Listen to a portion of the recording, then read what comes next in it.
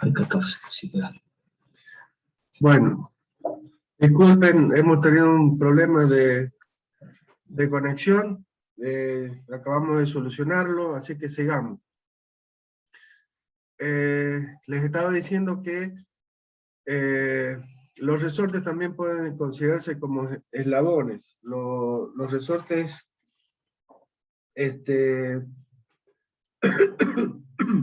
en muchos mecanismos, sí, o máquinas, nos van a permitir con su utilización poder equilibrar las cargas estáticas que se aplican al mecanismo, al dispositivo, ¿sí?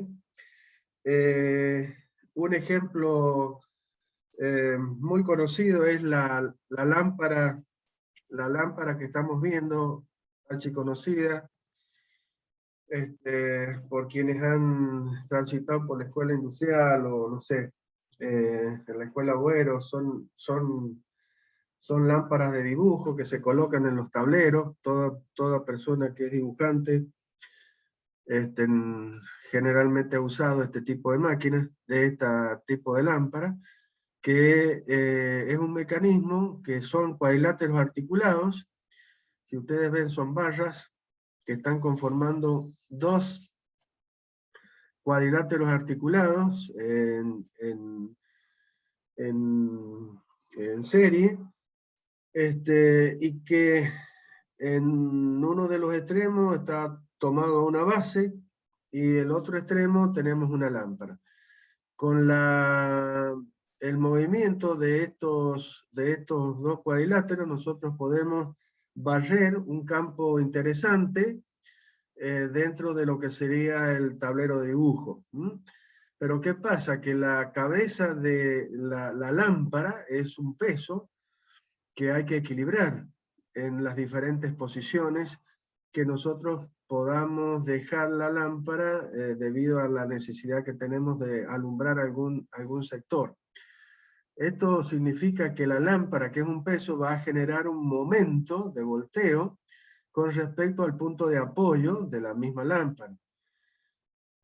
O sea, va a intentar que la lámpara caiga sobre el tablero. ¿Cómo vamos a contrarrestar este momento de volteo? Y con la utilización de resortes que van a proveer la fuerza estática necesaria para contrarrestar justamente este momento. Es decir, el resorte tiene la particularidad de aumentar su longitud cuando nosotros vamos moviendo la lámpara de una posición a otra. Entonces deja, al elongarse, deja que el mecanismo se ubique en la posición que deseamos, dejando que el mecanismo sea mecanismo. Pero una vez que lo dejamos en la posición deseada, la fuerza acumulada, acuérdense que un resorte genera, o sea, una fuerza que es igual a su constante de elasticidad por el desplazamiento, o sea, por la deformación que haya sufrido, ¿sí? La elongación que haya sufrido. Entonces esta fuerza es la que va a ser que aplicada a los eslabones, porque fíjense que el resorte está colocado entre lo que sería el bastidor, que en este caso yo estoy indicando es el triangulito, vamos a llamarle así, que es un bastidor que tiene forma triangular, que es donde se conectan los eslabones de un lado y del otro. Este conformaría el bastidor para este segundo cuadrilátero, y vemos que el resorte está conectado al bastidor y a uno de los eslabones, de tal manera que cuando este resorte es estirado, entonces se va a generar una fuerza sobre este eslabón que va a producir un momento que se va a contrarrestar al momento de volteo, que significa el peso de la lámpara respecto a la base de la misma. Entonces, este eslabón va a resultar en un quinto, este resorte, perdón, va a resultar en un quinto eslabón dentro de este eslabonamiento de 4 eslabones. Si miramos uno de los paralelos, de uno de los cuadriláteros, porque en la base, en la parte inferior tenemos otro cuadrilátero, ¿no?, donde están actuando otros resortes. Entonces, los resortes inferiores equilibran al cuadrilátero inferior, y los resortes que están en la parte superior equilibran al otro cuadrilátero que está acá, ¿eh? Y en la suma contrarrestan el momento de volteo de la lámpara. Bien, si ustedes aplican a un cuadrilátero, a uno de los cuadriláteros, la ecuación de Kurzbach, considerando que tenemos 5 eslabones, o sea, considerando al resorte como un eslabón, y a las juntas correspondientes, van a ver que el conjunto de esos 5 eslabones me genera un sistema de 0 grado de libertad. Es decir, que el eslabón, el resorte, gracias a que se puede estirar, permite que la lámpara se pueda mover de una posición a otra, convirtiendo al mecanismo en mecanismo, pero una vez que la dejamos en la posición, le da el carácter de estructura, ¿eh? Porque provee la fuerza necesaria para contrarrestar el momento de volteo. Bien. Bien, con esto hemos visto todo lo que tiene que ver con el segundo capítulo del Norton, que ustedes, guiándose con esto, pueden leer todo ese capítulo, porque prácticamente todo el capítulo, ¿verdad? Lo deben saber, lo deben saber bien, porque son todos los conceptos y definiciones necesarias para entender y comprender qué es lo que es un mecanismo.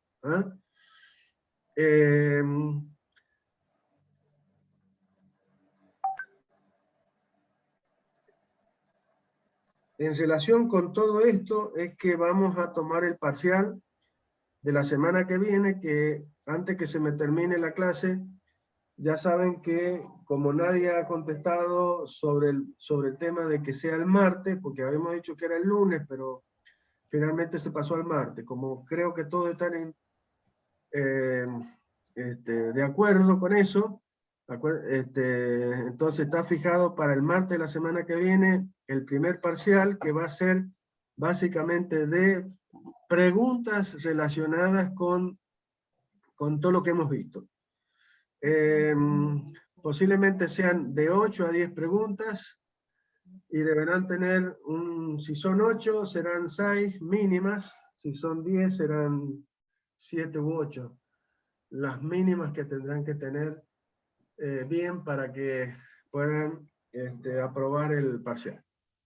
Bueno, aparte... Profe, ¿es múltiple choice o cómo va a ser, por dónde lo van a mandar? No, vamos a hacer como si estuviéramos en la clase, porque los parciales se tienen que tomar en el horario de clase, las recuperaciones no, pero los parciales sí. O sea, nos estamos manejando de la misma manera que como si estuviéramos en forma presencial. Nosotros el día martes a las 10:30 vamos a subir un parcial con una cantidad de preguntas, una hoja, en el Classroom. Sí. Miren chicos, va a ser así, por Classroom a las 10:30 nosotros vamos a subir lo que sería el parcial en formato PDF, van a tener 2 horas para resolverlo. Profe, disculpa, no se le escucha bien. Ahí me escuchan un poco mejor. Ahí. Un poco alejado se le escucha. A ver ahí, bueno. La idea va a ser hacer el archivo en formato PDF, lo vamos a subir al Classroom a las 10:30, ustedes lo tienen que descargar. Al descargarlo lo van a contestar ya sea de forma escrita a mano, si lo quieren contestar en formato Word, lo que sea.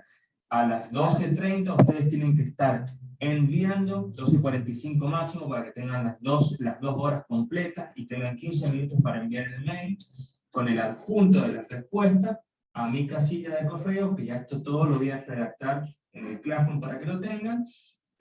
No pueden pasar las 2 horas, o 2 horas 15, si pasan ese tiempo, la hora de envío del mail queda registrado, así que no se considera. Y bueno, nada, básicamente es eso. Así que eso ya de cualquier manera lo voy a poner en el Classroom. Cualquiera de los que esté cursando y no esté en el Classroom, por favor, me avisa o escribe en el grupo para que lo agregue al aula virtual. Pero no sería más que eso, de cualquier manera. No sé si les ha quedado claro. Sí, quedó claro. Bueno, perfecto entonces. Quiero preguntarles si ustedes me escuchan bien, porque acabo de escuchar que a Manuel no lo escuchaban bien. A mí durante la clase, ¿me han escuchado bien? Sí, profe, a usted se le escucha bien, se le escucha como que está cerca del micrófono, pero bueno. recién a Manuel se le escuchaba como si estuviese lejos del micrófono. Ah, bien, perfecto. Bueno, me quedo más tranquilo. Bueno, yo les he enseñado hasta el momento qué es lo que son, cómo se formó un mecanismo, que mínimamente deben haber 4 eslabones, o sea, el mecanismo de cuadrilátero articulado es el mínimo número de eslabones que necesitamos para conformar un eslabonamiento con un grado de libertad y que podamos considerar un mecanismo. Eso fue la presentación del cuadrilátero articulado.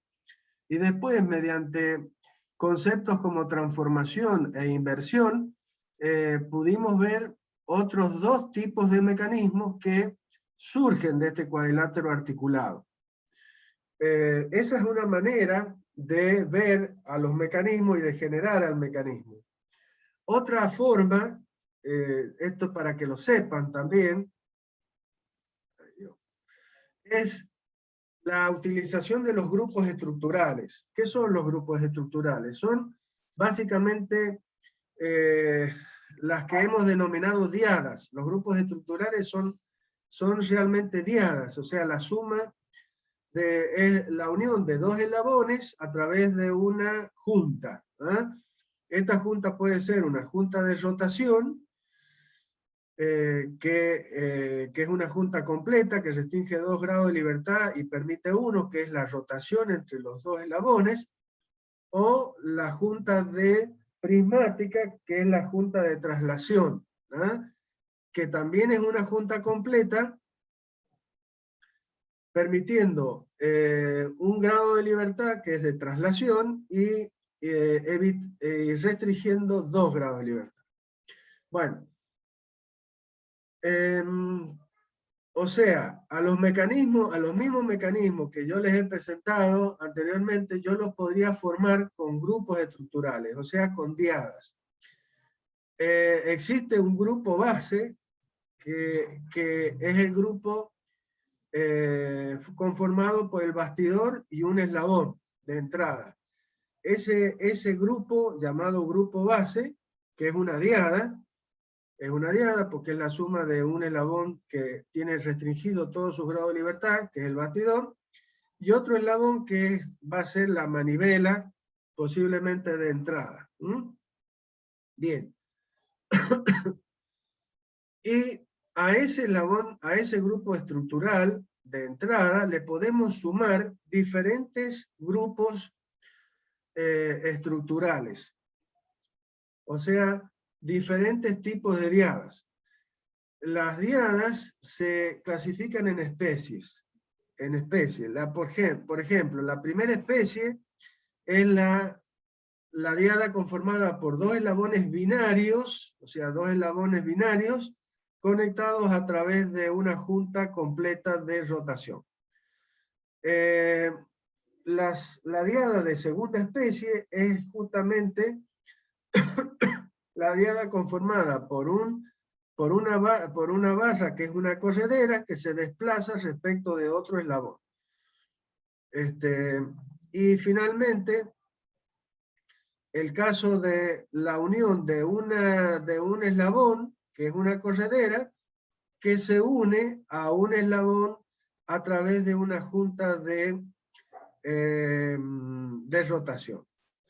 En este caso, la junta, fíjense, la junta es o sea, la diada está formada por un eslabón corredera que solamente puede trasladarse respecto de otro eslabón. Acá vamos a tener una corredera que además de poder trasladarse va a poder rotar respecto de otro eslabón. Entonces esta junta y esta junta son diferentes, si bien tienen correderas. Fíjense que en esta de segunda especie o en la de tercera especie tenemos dos maneras de esquematizar lo mismo. Acá, en la de la izquierda, el punto de articulación con otro eslabón, porque estas líneas de punto están significando la conexión con otros eslabones, básicamente. En el caso del grupo estructural de segunda especie, nosotros tenemos al eslabón corredera como un eslabón que tiene una barrita que está soldada a la corredera. Esto que ven acá como un triangulito, quiere decir que esta barrita está soldada, o sea que la corredera es realmente la corredera con esta barrita es un solo eslabón. Acá esta barrita no puede moverse respecto de este eslabón. El eslabón es la corredera más esta barrita. Esto significa que el punto de articulación con otro eslabón está descentrado. ¿En relación con cuál? Con la misma figura del lado derecho, donde el punto de articulación con otro eslabón está sobre la corredera. En este caso se dice que la conexión está centrada y en el otro caso estaría descentrada. Lo mismo pasa con la de tercera especie, que es exactamente lo mismo. Esto nos da la idea de que nosotros podemos tener distintas formas de eslabones, nada más, eso es todo. Bien, lo importante es ver que si ustedes toman el grupo estructural base, que está formado por el bastidor más una manivela, y le suman un grupo estructural de primera especie, lo que generan es el cuadrilátero articulado, que va a ser un mecanismo de manivela balancín si es que se cumple Grashof. Si ustedes le aplican a esto la condición de Grashof y se cumple la condición de Grashof, entonces esto va a ser un manivela balancín. Si unen el grupo estructural base con una de segunda especie, lo que van a conformar es el mecanismo de manivela corredera, es decir, la segunda inversión del mecanismo de manivela biela corredera. Y si unen el grupo base de entrada con una diada de tercera especie, lo que van a obtener es el mecanismo de manivela biela corredera, que es la primera inversión del mecanismo, básicamente. Bueno, esta sería, de vuelta, una manera de generar nuevos mecanismos por la suma de diferentes grupos estructurales. Bien. Y como final de esto, vamos a recorrer un poquito de mecanismos que hay en la vida cotidiana. Y bueno, primeramente les tengo que decir, básicamente relacionado con un cuadrilátero articulado, que es el mecanismo básico más simple y al que podemos transformar en distintos otros mecanismos. Pero el mecanismo de cuadrilátero articulado como cuadrilátero articulado es muy deseado porque es un mecanismo que su eslabón acoplador, no la manivela ni el balancín, porque si ustedes ven cualquier punto que pertenezca a la manivela o al balancín, van a describir trayectorias que son circulares, porque ¿qué hacen los puntos que pertenecen al balancín o a la manivela? Cuando esa barra rota, siguen trayectorias circulares alrededor de su centro de rotación, básicamente. Pero el eslabón acoplador es un eslabón que tiene movimiento de rototraslación. Por lo tanto, cualquier punto que pertenezca al eslabón AB, o cualquier punto que esté asociado a este eslabón, o sea, estos puntos que ustedes ven en negro acá, son puntos que pertenecen al eslabón AB y que yo los puedo unir a este eslabón AB a través de hacer al eslabón AB un eslabón de tipo triangular. ¿Ah? Entonces que el punto negro que ustedes ven en la pantalla sea el vértice del triángulo que forma el acoplador. En ese caso, ese punto que está asociado al acoplador AB sigue esta trayectoria que ustedes ven que se llaman curvas de acoplamiento. Fíjense que los diferentes puntos describen diferentes trayectorias. Trayectorias que tienen diferentes formas. Esta trayectoria que está acá abajo, que termina en un vértice, que esto se llama vértice o cúspide, es muy interesante para ciertas máquinas que, como los balancines, donde yo cambio rápidamente de dirección. Yo vengo en la dirección siguiendo un lado de esta curva, e inmediatamente llego a este punto y me devuelvo siguiendo la trayectoria en sentido contrario, pero invirtiendo rápidamente el movimiento, ¿sí? Eso generalmente se utiliza en las máquinas estampadoras, matrizadoras, etcétera, para estampar, para darle forma a las piezas por estampado, por forjado. Bien, esto es lo que le interesa a una persona que diseña un mecanismo para controlar un determinado movimiento. O sea, lo que nosotros queremos hacer con este cuadrilátero articulado y con los puntos asociados a los eslabones es que podamos controlar el movimiento de una herramienta, de una pieza, con este sistema de 4 eslabones que conforman un mecanismo de cuadrilátero articulado. Bien. Acá tenemos otro mecanismo que básicamente si ustedes ven, es un cuadrilátero articulado, donde la base esta, A0, B0 sería nuestro bastidor, el eslabón 2 y el eslabón 4 son los balancines. Fíjense que este es un mecanismo de doble balancín, y el acoplador tiene una forma que se proyecta hacia uno de los lados. Por supuesto que este mecanismo no tiene las longitudes de estos eslabones, no son cualesquiera. Esto, para que se cumpla como está mostrando el dibujo, que el punto P que está asociado al acoplador se mueve siguiendo una línea recta. Por supuesto, para que eso se cumpla, las longitudes de las barras correspondientes tienen que ser diseñadas, tienen que tener una longitud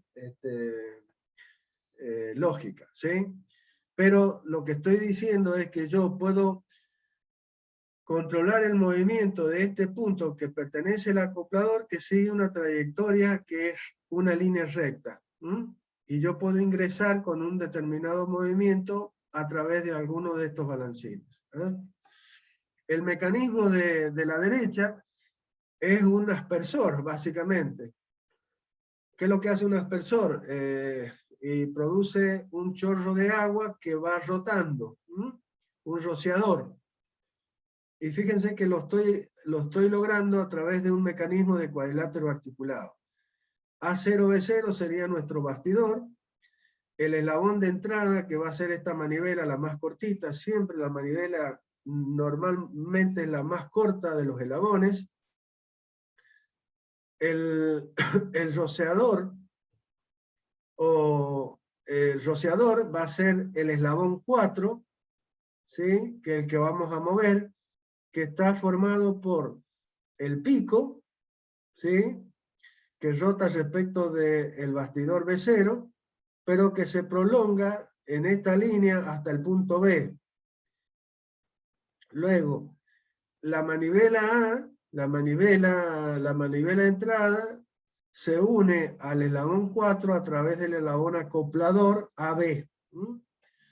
Entonces, fíjense que cuando yo hago girar la manivela A0A, lo que hago es transmitir el movimiento a la barra B0B a través del acoplador AB. Y lo hago rotar como un balancín, básicamente el rociador. Esto que parece un cuadrante acá, que es una barra curva, lo que tiene como función es parte de la barra 4, o sea, del mismo pico o rociador. ¿Qué me permite esto? Variar el ángulo de giro, de balanceo del rociador. O lo amplío o lo hago más corto, nada más, eso es todo. Pero fíjense que esto es una aplicación de un mecanismo de cuadrilátero articulado. Otro ejemplo archiconocido es el caso de la apertura del capot de un auto. Acá tenemos un auto con su capot y dentro de un círculo estaría el mecanismo que hemos ampliado en la parte derecha y que, si ustedes ven, no es más que un mecanismo de cuadrilátero articulado, con la aplicación de un resorte, como quinto eslabón. Acá podrían ustedes aplicar más fácilmente a este ejemplo la ecuación de Kurzbach, y van a ver que si consideran el eslabón resorte, van a ver que los grados de libertad de este mecanismo es 0, o sea que va a ser una estructura cuando nosotros dejemos de hacer una fuerza sobre el capot para abrirlo. Cuando nosotros abrimos el capot, lo vamos a abrir, el mecanismo se va a comportar como mecanismo, permitiéndolo el resorte porque se va a ir estirando, aumentando su longitud, pero una vez que llego a la apertura deseada, el resorte ahora se va a convertir como un eslabón rígido, fijo, que va a proveer la fuerza necesaria para evitar que el capot se caiga. O sea, el momento de volteo del capot, ¿sí?, es contrarrestado por el resorte. Bien. Si ustedes ven, básicamente es un cuadrilátero articulado donde los puntos A0, B0 son puntos del chasis del vehículo, O sea, en nuestro bastidor, entonces tenemos, es el eslabón 1, el eslabón A0A es el eslabón 2, que es un balancín, el eslabón 3, que es mi acoplador, y que es parte de ¿quién? Del capot. Yo muevo el capot, y al mover el capot lo que muevo es el eslabón acoplador. Y finalmente el eslabón 4, que es el eslabón B0, que es otro balancín. Aquí ustedes ven otro ejemplo de un mecanismo de doble balancín, que ustedes dirán, recién cuando yo decía un doble balancín, no le puedo meter un motor para poderlo mover, pero no es necesario. ¿Por qué? Porque es un mecanismo que tiene esta aplicación. Básicamente, no necesito ninguna manivela, porque acá el giro es un giro parcial, básicamente. ¿Eh? Este mecanismo es un mecanismo que los que van a Mendoza, para allá, para el lado sur, se van a encontrar, porque son los mecanismos que, o para el sur del país, son mecanismos para extraer petróleo. Básicamente, si ustedes ven, este mecanismo está conformado, es un cuadrilátero articulado, porque esta torre, que es la 1, será nuestro bastidor. A esa torre está unido un eslabón 2, que es un balancín. También está otro balancín que aquí le han llamado 3, y el acoplador le han llamado 4, acá en este ejemplo. Básicamente siempre el acoplador es el 3, y el balancín que acá le han puesto 3 sería el 4, pero no importa, no interesa. Fíjense que el mecanismo es estos dos puntos como puntos bastidores, son los puntos de rotación de los balancines 2 y 3. Y el eslabón que tiene la forma de un triángulo, acá, más o menos, es el eslabón acoplador. Esto, para las dimensiones que tienen los diferentes eslabones, el punto P, que pertenece al acoplador, sigue una trayectoria rectilínea, que es a donde está tomada la barra que va a entrar al pozo y va a bombear. A su vez, este mecanismo de 4 eslabones, como yo les decía, que es un balancín que se va a mover hacia arriba y hacia abajo, nada más el movimiento que va a tener, es impulsado por otro mecanismo, que es la suma de 2 eslabones, que es donde actúa el motor, que va a hacer accionar a este mecanismo. Este mecanismo es un mecanismo de 6 barras de watts, que es el mecanismo básico de 4 eslabones, que son el mecanismo que permite que el punto P siga la trayectoria rectilínea, y la suma de 2 eslabones, que son los eslabones que reciben el movimiento del motor. Y conforman un mecanismo de 6 eslabones, que se llama mecanismo de Watts. Bien, acá un ejemplo simple de un freno de una silla de ruedas. Básicamente es acá estaría libre la rueda, y acá estaría frenada la rueda. Lo hago a través de esta palanquita, que es un balancín. Los dos puntitos blancos representan los puntos de articulación, y la barra de entrada es una barra cortita. Después tenemos un acoplador y otro balancín. En la unión, el balancín de salida, llamémosle así, que es el que articula en este triangulito, se prolonga en lo que sería el taco, que es el que va a frenar la rueda. Pero básicamente este es un mecanismo de cuadrilátero articulado.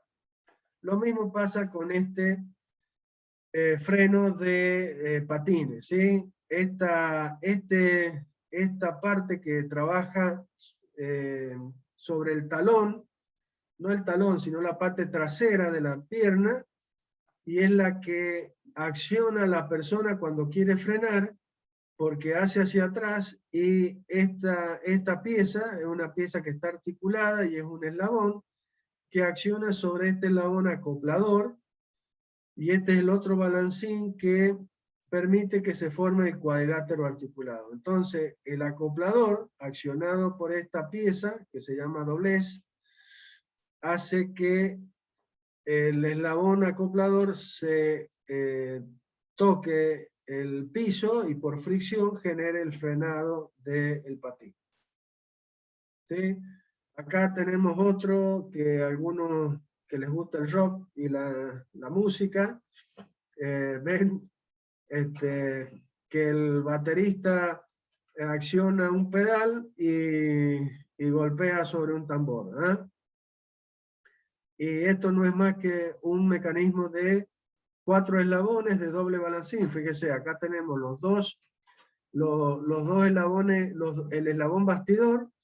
A cada uno de los bastidores tenemos un par de balancines y el martillo, vamos a llamarle así, es el acoplador que prolongado forma la pieza que va a golpear sobre el tambor. ¿Eh?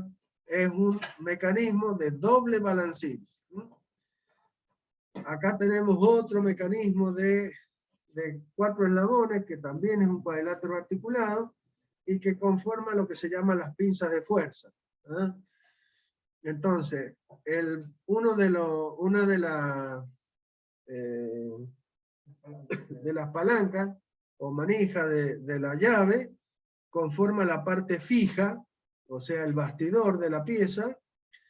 Luego, en ella está una de las mandíbulas, y como segunda mandíbula tenemos lo que sería el balancín de salida del mecanismo, donde la otra manija conforma lo que sería el acoplador, que en la prolongación conforma la otra manija de la pinza.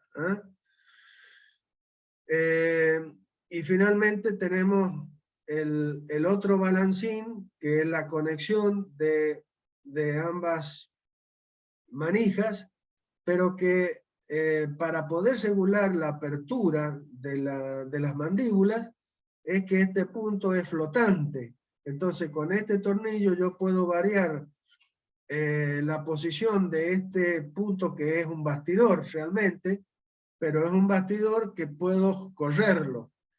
Entonces esto me permite regular la apertura de las mandíbulas. Pero si ustedes ven, es un sistema de cuadrilátero articulado de doble balancín.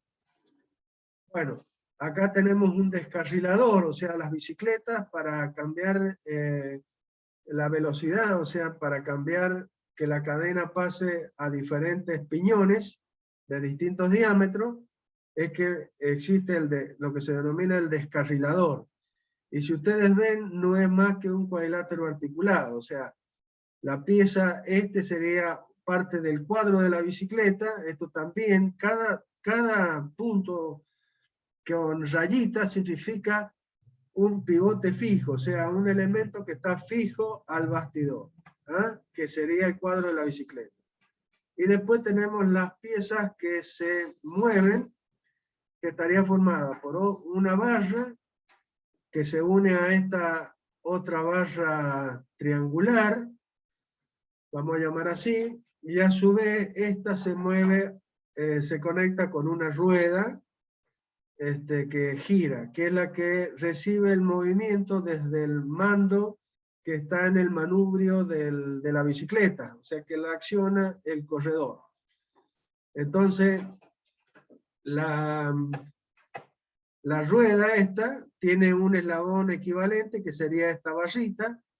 Este eslabón acoplador también representa, esta línea representa al eslabón acoplador, y esta otra pieza sería el otro balancín, o sea que tendríamos otro mecanismo de doble balancín. Bien, acá tenemos un mecanismo que es parte de una máquina retroexcavadora,